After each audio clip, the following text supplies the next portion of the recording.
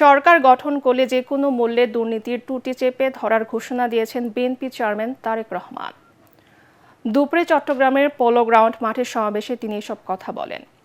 মানুষের ভোটের কথা বলা, নিরাপদে বেঁচে থাকার অধিকার কেড়ে নেওয়ার ষড়যন্ত্র হচ্ছে বলে অভিযোগ করেন বিএনপি প্রধান। ধানের শীষের উপর বিএনপির উপর দেশবাসীকে আস্থা রাখার আহ্বান জানিয়ে তারেক রহমান বলেন, সকলের প্রত্যাশিত বাংলাদেশ গড়ে তোলা হবে।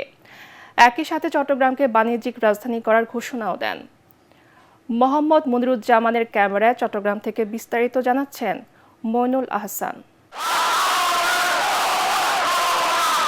পুণ্যভূমি থেকে বন্দর নগরী, ধানের শীষের ঝান্ডা নিয়ে বিএনপির কাণ্ডারি।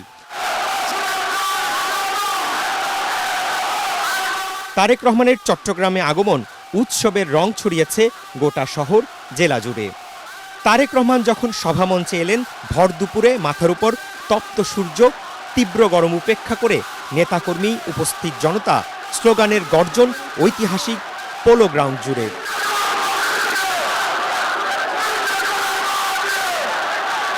সমাবেশ শুরুর অনেক আগেই জনসমুদ্রে পরিণত হয় পোলো গ্রাউন্ড।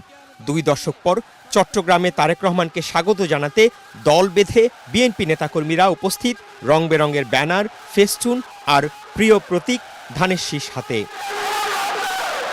মাঠ ছাড়িয়ে উপস্থিত জনতা ছড়িয়ে পড়ে চট্টগ্রাম নগরের টাইগার পাস মোড়, সিআরপি, কদমতলী সহ গোটা এলাকায়।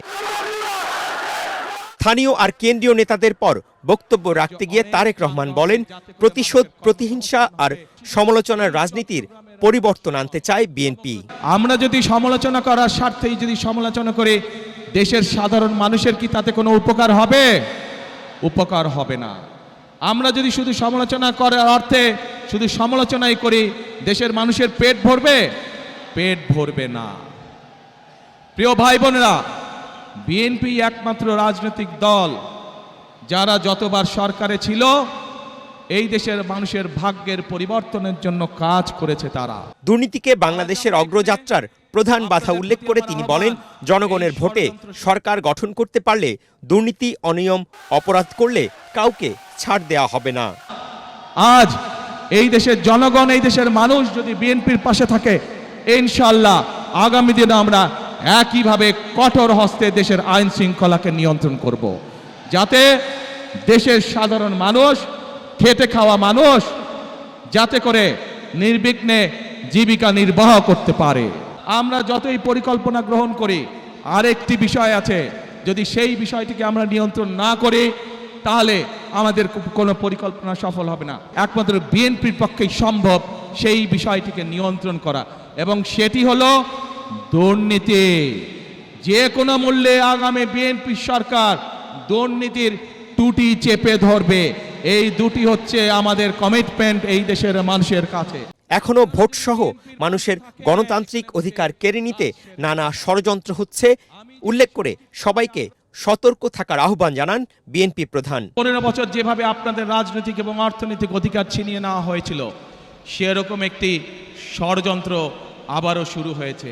আপনাদের প্রতি আমার আহ্বান, এই ষড়যন্ত্র সম্পর্কে সকালে সজাগ থাকবেন, সতর্ক থাকবেন, যাতে আবার আপনাদের অধিকার কেউ ছিনিয়ে নিতে না পারে। সরকার গঠন করতে পারলে যত দ্রুত সম্ভব চট্টগ্রামকে বাণিজ্যিক রাজধানী করার ঘোষণা দেন তারেক রহমান। ইনশাআল্লাহ 12 তারিখে এদেরকে জয়যুক্ত করবেন, যাতে আপনার জীবনকে আপনি নিরাপদ করতে পারেন। পরে ফেনী পাইলট স্কুল মাঠে সমাবেশের উদ্দেশ্যে রওনা দেন বিএনপি চেয়ারম্যান। চট্টগ্রামকে বিএনপির ঘাঁটি উল্লেখ করে তারেক রহমান আগামী 12ই ফেব্রুয়ারি ধানের শীষে ভোট দিতে সবার প্রতি আহ্বান জানালেন। প্রতিশ্রুতি দিলেন, জনগণের ভোটে রাষ্ট্র পরিচালনার দায়িত্ব পেলে তার দল চট্টগ্রামের জলবদ্ধতা নিরসন, বন্দরের নানা সংকট সমাধান করে এ জেলায় কাঙ্ক্ষিত উন্নয়ন বাস্তবায়ন করবে। Moinul Ahsan, ATN Bangla, polo ground, Chittagong.